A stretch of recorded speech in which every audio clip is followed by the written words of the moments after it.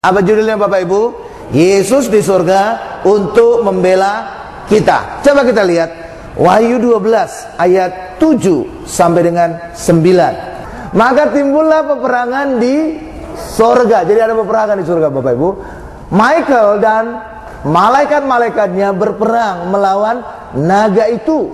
Dan naga itu dibantu oleh malaikat-malaikatnya. Tetapi mereka tidak dapat bertahan. Mereka tidak dapat tempat lagi di sorga. Ayat 9. Dan naga besar itu, si ular tua yang disebut iblis atau setan, yang menyesatkan seluruh dunia, dilemparkan ke bawah. Ia dilemparkan ke bumi bersama dengan malaikat-malaikatnya. Sekarang lihat kepada saya. Jadi ayat tadi mengatakan bahwa timbul peperangan di sorga Bapak Ibu, dan iblis dikalahkan, sehingga iblis tidak punya tempat lagi di sorga. Kapan terjadi peperangan ini? Saudara bisa nebak?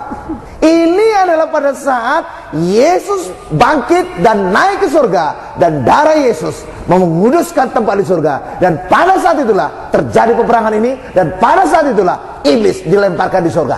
Dan itu juga dikatakan di dalam Wahyu 12, lewat kuasa darah anak domba diusir setan-setan. Jadi peperangan ini terjadi pada saat apa? Yesus naik ke surga saat kebangkitannya. Benar? Itu dia. Haleluya.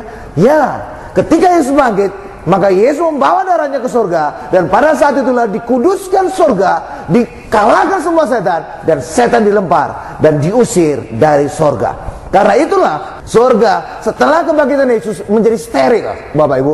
Tetapi sebelum Yesus mati dan bangkit, saudara tahu, setan ini berkuasa. Haleluya. Bahkan malaikat Michael saja takut kepada si setan ini Bapak Ibu. Apa buktinya? Di dalam Yudas 1 ayat 9 Bapak Ibu, saudara buka. Selama masa Musa, iblis ya sangat berkuasa, sehingga malaikat Michael juga takut mengusir iblis Bapak Ibu. Iya, takut dia. Iya, kenapa? Karena pada saat itu ya setan itu masih berkuasa, punya tempat di surga. Tapi hari ini setan tidak punya kuasa lagi. Kenapa ya setan tidak punya kuasa lagi? Karena kebangkitan Yesus, darah Yesus menguduskan surga, sehingga sekarang pemerintahan Allah yang berkuasa. Amin. Bukti akhirnya Wahyu 12 ayat 10 sampai dengan 11. Dan aku mendengar suara yang nyaring di surga berkata, sekarang telah tiba keselamatan dan kuasa dan pemerintahan Allah kita, dan kekuasaan Dia yang diurapinya. Siapa itu? Yesus.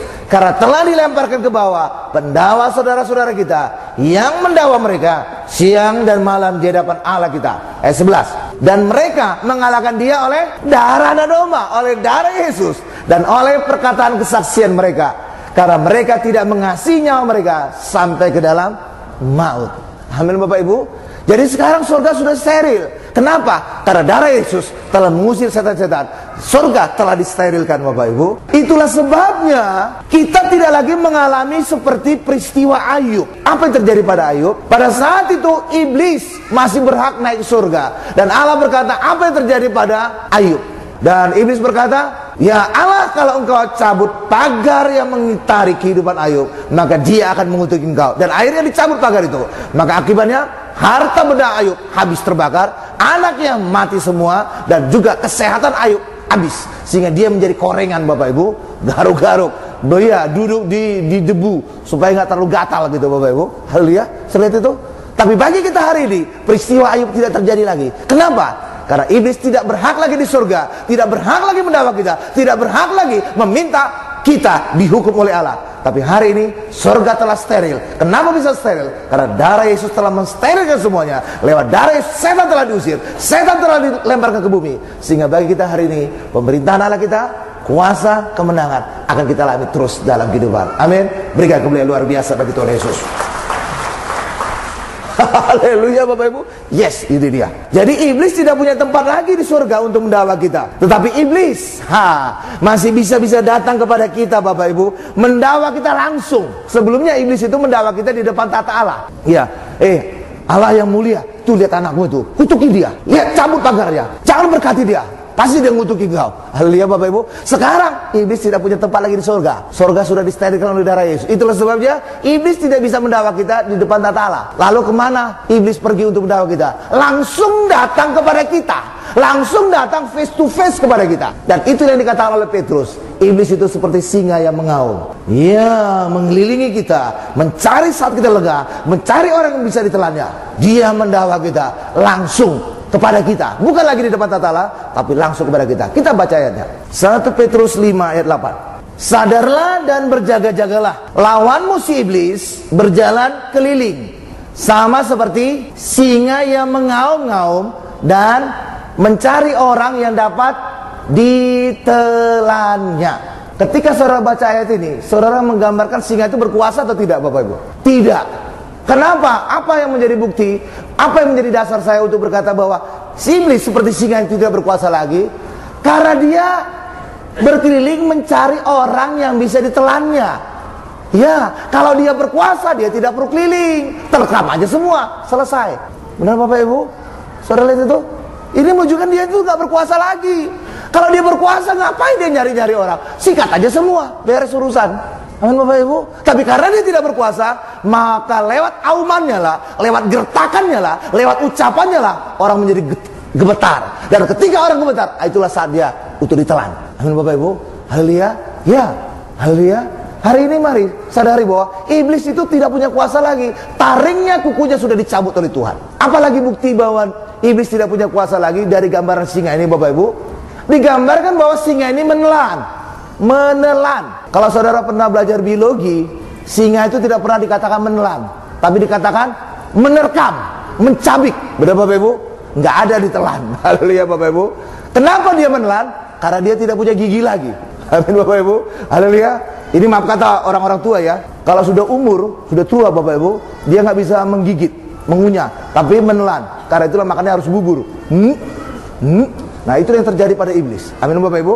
Ya, dia tidak punya kuasa lagi, dia tidak punya gigi lagi, dia tidak punya cakar lagi. Itulah sebabnya dia memakan mangsanya, bukan dengan mencabik, bukan dengan menerkam, tapi menelan. Ini menjadi bukti dia sudah tidak kuasa lagi. Amin Bapak Ibu. Bagaimana kita menangnya? Usir dia, dan dia akan pergi daripada kita. Dia sudah tidak ada kuasa lagi. Berikan kemuliaan luar biasa bagi Tuhan Yesus. Amin Bapak Ibu. Iya. Haleluya. Iya. Jadi iblis datang dalam wujud aumannya, jadi gertakannya, ucapannya, dakwaannya Bapak Ibu. Bagaimana dia cara mendakwa kita? Ketika kita melakukan hal yang benar, maka iblis berkata tidak cukup itu, kamu belum layak. Kalau kita baru baca Alkitab satu pasal, iblis berkata kamu itu tidak layak. Kamu tahu tuh orang sebelah sana, itu 10 pasal setiap hari. Jadi selalu kita itu menjadi merasa kecil Bapak Ibu, merasa apa yang kita perbuat nggak ada artinya. Tapi hari ini saudaraku, saudara jangan termakan oleh gertakan iblis, auman iblis. Usir saja dia, dan dia akan pergi daripada kita. Amin Bapak Ibu. Dan ketika kita melakukan kesalahan, apalagi langsung digetok kepala kita Bapak Ibu. Tuh lihat kok, kamu dosa lagi. Lihat tuh kamu lemah. Lihat kamu benar-benar tidak layak di hadapan Allah. Sehingga kita merasa minder, nggak berani lagi Bapak Ibu. Haleluya. Inilah yang setelah itu baru bisa ditelan. Orangnya sudah gemetaran gitu ya Bapak Ibu. Hari ini sadari bahwa iblis tidak punya kuasa lagi. Usir saja dia, dan dia akan pergi daripada kita. Karena iblis tidak punya kuasa lagi. Segala taringnya, segala kukunya sudah tidak ada lagi. Karena itu juga bagi kita hari ini orang Kristen juga, mari kita jangan juga suka mendakwa, suka mengkritik orang Bapak Ibu. Iya, Pak, kalau sudah terpaksa Pak, kepepet gimana Pak? Seandainya juga saudara kepepet mengkritik orang, kritiklah dengan cara berhikmat. Caranya gimana? Puji dulu dia. Setelah itu kritik, setelah itu puji lagi dia. Jadi ibarat sandwich Bapak Ibu. Roti itu Bapak Ibu, di dalamnya ada telur. Haleluya. Kalau saudara caranya demikian, puji, kritik, puji lagi, maka orang tidak merasa dikritik. Sehingga kritiknya saudara bisa ditelan dia tanpa dia tersinggung. Haleluya Bapak Ibu. Haleluya. Kayak sandwich aja Bapak Ibu, langsung bisa ditelan, tanpa membuat orang keselak, tanpa membuat orang merasa kesulitan. Amin Bapak Ibu. Karena itulah bagi kita hari ini, mari jangan kita mengkritik, karena itu adalah tugasnya iblis, kerjanya iblis. Itulah sebabnya iblis disebut setan. Satan, pendakwa, itu dalam bahasa Ibraninya. Tapi bagi kita hari ini, kita tahu bahwa iblis tidak bisa mendakwa lagi, karena Yesus telah mensterilkan surga. Iblis tidak mendakwa kita lagi, sehingga di dalam Yesus kita selalu mengalami kemenangan. Kita usir iblis dengan kuasa darah Yesus. Kita usir iblis dengan kuasa karya salib Yesus. Itulah sebabnya Bapak Ibu, dikatakan tadi dalam Wahyu 12 bahwa kita kalahkan, kita usir iblis dengan darah Yesus. Yang kedua, dengan kesaksian. Kesaksian apa sih? kesaksian salib Yesus. Ya, kesaksian bahwa salib Yesus, bahwa kita hari ini selamat, bahwa kita hari ini sembuh, bahwa kita hari ini berkati. Maka lewat kesaksian kita, iblis akan pergi daripada kita. Amin Bapak Ibu. Haleluya. Berikan dulu kemuliaan luar biasa bagi Tuhan Yesus. Ya, sekarang kita masuk pada bagian kedua. Yesus membela kita di sorga. Ya, coba kita lihat Roma 8 ayat 34. Kristus Yesus yang telah mati, bahkan lebih lagi yang telah bangkit, yang juga duduk di sebelah kanan Allah, yang malah menjadi pembela bagi kita. Amin Bapak Ibu. Pembela bagi kita. Kata pembelanya itu saudara garis bawahi, saya akan jelaskan lebih detail lagi. Pembela atau penengah, mediator. Nah, kalau dalam bahasa Inggrisnya itu juga disebut intercession. Kalau dalam bahasa asli Ibraninya disebut adalah entukano. Jadi ada dua kata Bapak Ibu, entukano. Jadi pembela itu adalah entukano. Itu dua kata Ibrani yang mempunyai arti artinya di dalam, tukano artinya memukul sasaran. Jadi ketika Yesus membela kita, maka Yesus akan memukul masalah kita, memukul dosa kita, memukul penyakit kita, memukul segala pergumulan masalah kita. Sehingga kita dalam Yesus, Yesus membela, kita pasti menang. Amin Bapak Ibu. Ya, itu dia. Karena itulah Yesus sebagai pembela kita, maka kita selalu hidup di dalam kemenangan. Entukano juga melakukan penengahan ini bisa berarti berdoa atau berbicara Bapak Ibu. Tapi bukan berarti Yesus selalu berbicara di tata Allah, sebelah kanan tata Allah Bapak Ibu. Enggak. Tapi lewat apa? Tanda paku di tangan Yesus, tanda paku di kaki Yesus, tanda lubang di lambung Yesus. Itu selalu dilihat oleh Allah Bapa untuk melihat karya salib Yesus. Itulah sebabnya Bapak Ibu, ketika Allah Bapa melihat kepada Yesus, disitulah kita dilihat bahwa kita sudah dibenarkan. Sudah dibenarkan. Jadi kita benar hari ini bukan karena apa yang kita lakukan, tapi kita benar karena Yesus telah membenarkannya bagi kita. Amin Bapak Ibu. Jadi Yesus sebagai pembela kita, Yesus selalu membela kita Bapak Ibu, sehingga kita tidak lagi mengalami hukuman, sehingga kita tidak lagi mengalami penghakiman. Dan ketika kita dibenarkan Allah, maka kita punya keberanian datang ke tata Allah. Punya keberanian. Kalau enggak sebelumnya kita takut Bapak Ibu. Sebab apa? Sebab tanpa pembelaan dari Yesus, selalu orang merasa aku ini lemah, aku ini berdosa, aku ini najis terlalah, aku ini tidak layak dekat kepada Allah. Aku jauh. Tapi hari ini sadari, Yesus telah membela kita, Yesus telah membenarkan kita, sehingga kita benar di depan Allah. Maka kita hari ini punya keberanian untuk datang ke tata Allah, untuk beroleh pertolongan, untuk beroleh rahmat, untuk beroleh berkat, untuk kemenangan terus di dalam kehidupan kita. Amin Bapak Ibu. Seringkali orang Kristen karena merasa tidak layak lah, dia takut datang ke tata Allah untuk berdoa, untuk minta tolong, untuk banyak hal lainnya. Tapi hari ini, kapan saja saudara mengalami masalah, berdoa kepada Bapa, datang kepada Bapa, Allah Bapa di surga, maka kita hari ini terus dibela dan terus kita mengalami kemenangan dalam kehidupan. Amin. Berikan dulu kemuliaan luar biasa bagi Tuhan Yesus. Ya, Allah mengasihi kita. Allah itu sangat mengasihi kita Bapak Ibu. Bahkan Allah sangat mengasihi kita dibuktikan ketika kita masih berdosa, Allah sudah menebus kita. Ya, coba kita lihat ayatnya dulu Bapak Ibu. Roma 5 ayat 8. Akan tetapi Allah menunjukkan kasih-Nya kepada kita oleh karena Kristus telah mati untuk kita ketika kita masih berdosa. Saudara lihat itu? Artinya apa? Allah mengasihi kita tanpa syarat. Saudara lihat? Amin. Karena selama ini banyak orang diajarkan bahwa kita mengalami kasih Allah dengan syarat. Amin Bapak Ibu.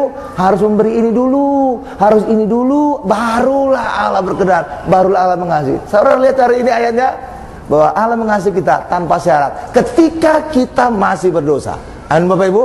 Hari ini sadari bahwa saudara juga akan mengalami kasih Allah. Hari ini datang kepada Allah, bahwa Allah telah mengampuni kita, bahwa Allah mengasihi kita, Yesus telah menebus kita, sehingga hari ini kita beroleh kebenaran dari Allah Bapa di surga. Amin. Berikan kemuliaan luar biasa bagi Tuhan Yesus. Amin. Ya, jadi kasih Allah itu tanpa syarat Bapak Ibu. Iya, karena itulah luar biasa. Jadi Allah adalah Maha Kasih. Allah juga, firman Tuhan berkata, adil dan benar. Saudara tahu nak konsekuensinya kalau adil dan benar? Kalau Allah adil dan benar, maka ketika manusia tidak benar, pasti dihukum. Karena Allah adalah adil dan benar. Berapa Bapak Ibu ya? Setuju ya? Kalau saudara ingin menegakkan disiplin, pasti semua orang yang melanggar disiplin pasti kena sanksi. Berapa Bapak Ibu ya? Allah juga sama. Allah itu adil, Allah itu benar. Maka ketika saudara dosa, ketika saudara tidak benar, pasti manusia itu hukum. Itu satu hal. Yang kedua, tapi Allah itu kasih. Dan saking kasihnya Allah tidak rela menghukum kita. Lalu bagaimana solusinya Pak terhadap dua hal yang bertentangan ini? Saya gambarkan aja supaya saudara jelas. Misalkan air mineral ini adalah menunjukkan Allah itu adil dan benar. Karena Allah adil dan benar, maka Allah menuntut manusia itu menjadi adil dan benar. Tapi nyatanya manusia itu tidak selalu adil dan benar. Manusia juga bisa dosa. Dan karena dosa, maka Allah harus menghukum manusia. Tetapi sisi lain, Allah itu juga kasih. Allah tidak ingin menghukum manusia. Lalu bagaimana ketemunya ini? Satu ingin menegakkan keadilan dan kebenaran, satu lagi ingin mengasihi manusia dan tidak menghukum manusia. Bagaimana solusinya tengah-tengah? Solusinya adalah salib. Haleluya Bapak Ibu. Ya, solusinya adalah salib. Allah yang adil, Allah yang benar harus menegakkan keadilan dan kebenaran ini. Harus menghukum manusia. Tetapi Allah itu mengasihi manusia sehingga tidak ingin menghukum. Lalu bagaimana caranya? Maka Allah mengambil kesalahan manusia, mengambil dosa manusia dan menjalani hukuman itu sendiri. Itulah lewat kematian Yesus di atas kayu salib. Supaya kita hari ini tidak mengalami hukuman. Supaya apa? Keadilan dan kebenaran tetap tegak, tapi di sisi lain manusia itu tidak dihukum. Caranya adalah lewat Yesus mati di atas kayu salib. Dosa manusia ditanggung kepada Yesus dan Yesus menjalani hukuman ini supaya hari ini kita bisa bebas dari hukuman. Dan di sisi lain keadilan kebenaran Allah ditegakkan dan itu terjadi di atas kayu salib. Di atas kayu salib Allah berjumpa keadilan dan kebenaran dan kasih Allah ditunjukkan. Amin. Berikan kemuliaan luar biasa bagi Tuhan Yesus. Haleluya Bapak Ibu. Iya, jadi Allah sendiri menjalani hukumannya, menjalani keadilannya, menjalani kebenarannya. Iya, lewat kematian Yesus. Dan itulah salib. Tuh luar biasanya Allah. Amin. Dan ketika Yesus menjalani hukuman salib, maka manusia yang dikasihi Allah tidak lagi mengalami hukuman. Ayatnya di mana Pak? Roma 8 ayat 1. Demikianlah sekarang tidak ada penghukuman bagi mereka yang ada di dalam Kristus Yesus. Saudara ada dalam Kristus Yesus? Saudara ada dalam Kristus Yesus? Maka kita bebas hukuman. Kenapa kita bebas hukuman? Karena Yesus telah mengambil dosa kita dan menjalani hukuman dosa kita di atas kayu salib. Amin Bapak Ibu. Jadi Allah tidak kompromi terhadap dosa, Allah tidak kompromi terhadap keadilannya, Allah tidak kompromi terhadap kebenarannya, bahkan Allah tidak kompromi terhadap kasihnya. Karena itulah Yesus harus menanggung dosa manusia dan menjalani hukumannya. Dan ketika kita percaya atas kematian Yesus, maka kita hari ini bebas dari hukuman. Berikan kemuliaan luar biasa bagi Tuhan Yesus. Haleluya Bapak Ibu. Saudara itu hikmat Allah luar biasa kan? Itulah salib. Di situ ketemunya keadilan, kebenaran, bahkan juga kasih Allah. Haleluya. Sekarang kita masuk pada bagian yang ketiga. Kita sempurna jika selalu di hadirat Allah. Kita buka Ibrani 7 ayat 25. Karena itu Ia, siapa ini Ia? Yesus sanggup juga menyelamatkan dengan sempurna semua orang yang oleh Dia datang kepada Allah. Sebab Ia hidup senantiasa untuk menjadi pengantara mereka. Jadi menyempurnakan, menyelamatkan yang menyempurnakan. Ya, sekarang lihat kepada saya akan jelaskan Bapak Ibu. Ayat ini mungkin sebagian orang berkata, oh ini berlaku bagi orang yang baru bertobat, maka kita akan diselamatkan secara sempurna. Itu kurang tepat Bapak Ibu. Kenapa Bapak Ibu? Ini bukan ayat untuk orang yang baru bertobat. Kenapa demikian? Karena kita kalau lihat bahasa aslinya Bapak Ibu, selamatkan dengan sempurna, itu dalam bahasa aslinya Bapak Ibu, itu adalah dua kata, pantelis. Pantelis. Pan artinya yang manapun atau setiap, telis artinya lengkap. Jadi pantelis artinya Allah selesaikan secara lengkap tubuh, jiwa, dan roh kita. Maksudnya apa sih Pak? Maksudnya begini Bapak Ibu, ketika kita sudah di dalam Yesus, jadi ini ayat ini berlaku bagi kita yang sudah di dalam Yesus. Ketika kita sudah di dalam Yesus, maka kita hidup sempurna itu mengalami suatu hal yang proses.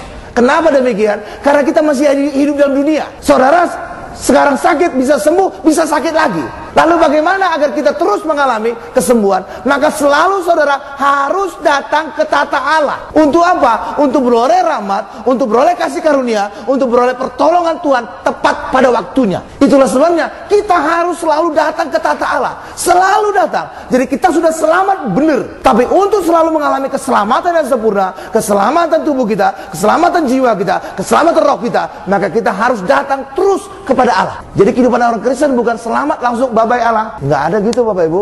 Tapi kita harus terus datang, terus datang, terus datang. Dan ketika kita terus datang, disitulah kita terus disempurnakan. Bapak Ibu. Ya, karena itulah dikatakan di dalam Ibrani 4 ayat 16. Coba kita buka.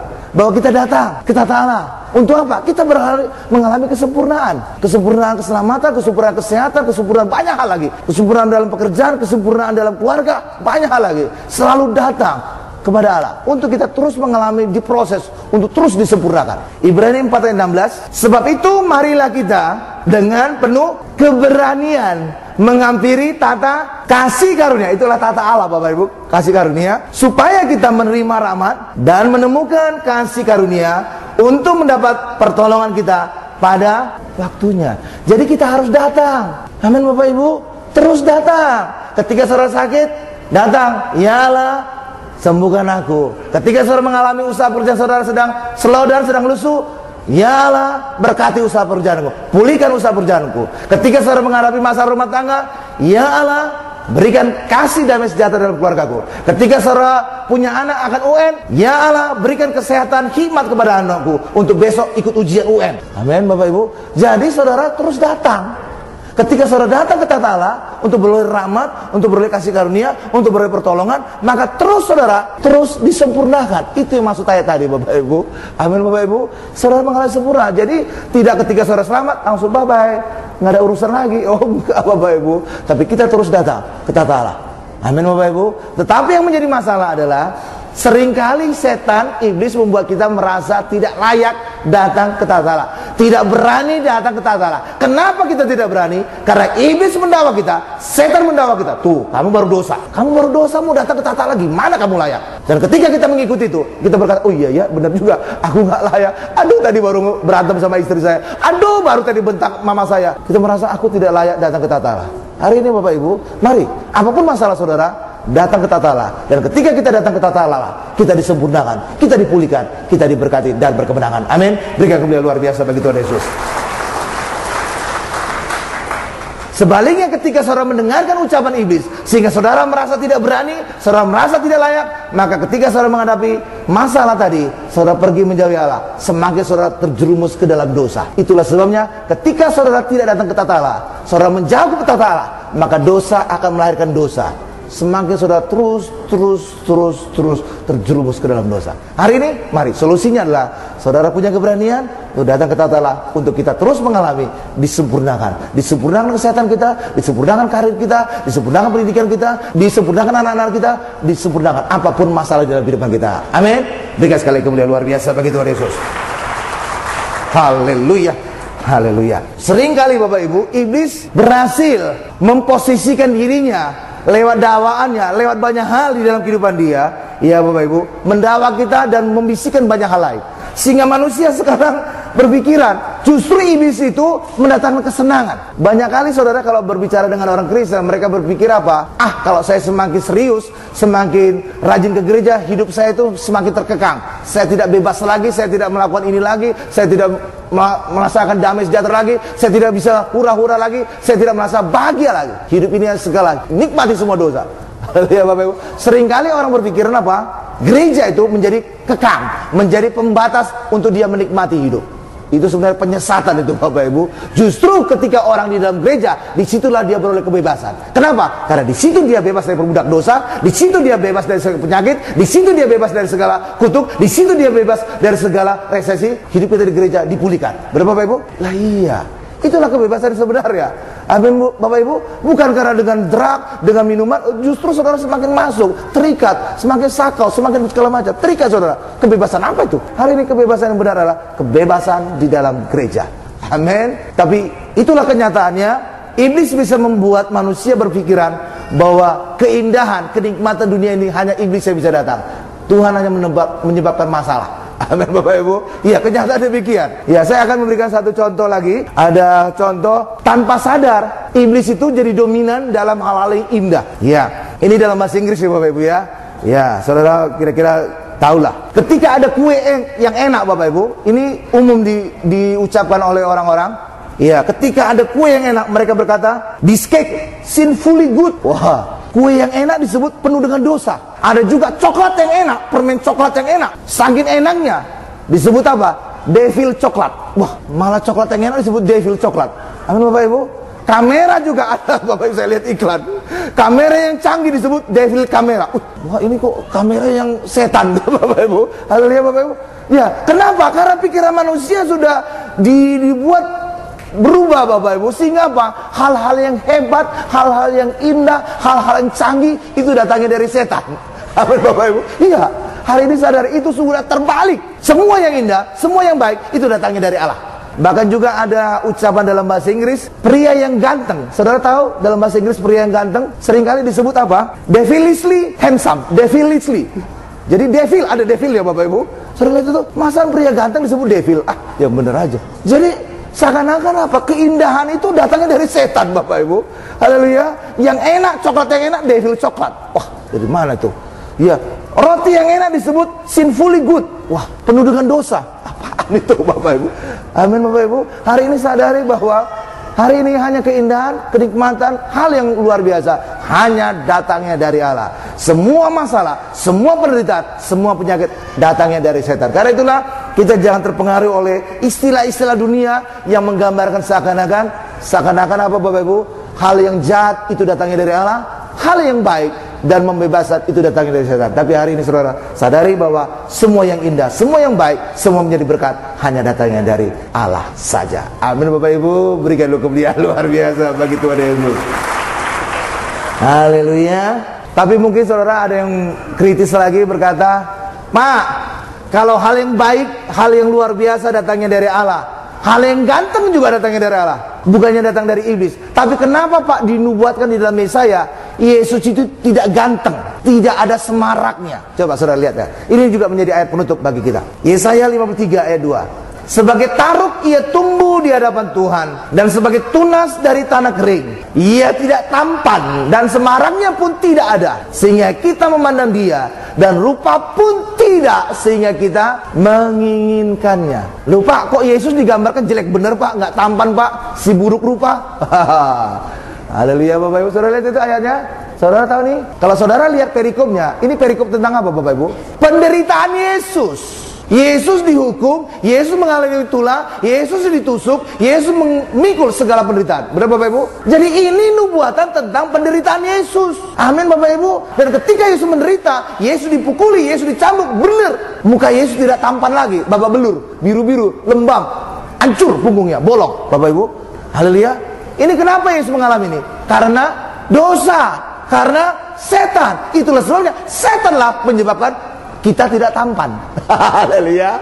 Tapi ketika kita sungguh-sungguh mengalami Yesus, maka kita menjadi sempurna, bebas dari cacat celah. Kitalah menjadi orang yang sempurna, yang ganteng sempurna. Karena itulah bagi kita hari ini, Yesus adalah sumber keindahan, Yesus adalah sumber kebebasan, Yesus adalah sumber segalanya hal-hal yang indah yang baik. Tapi setan terbalik. Setan adalah sumber dosa, sumber penyakit, sumber masalah. Hari ini jangan membalikannya. Jangan menyebut lagi Allah sumber dari segala penyakit, sumber dari segala masalah. Tapi hari ini setanlah sumber dari segala masalah kita. Dan Yesus adalah sumber kebaikan, sehingga kita menjadi sempurna, kita sehat, kita selamat, kita selalu berkemenangan dalam kehidupan. Berikan kemuliaan luar biasa bagi Tuhan Yesus. Kita tundukkan kepala kita.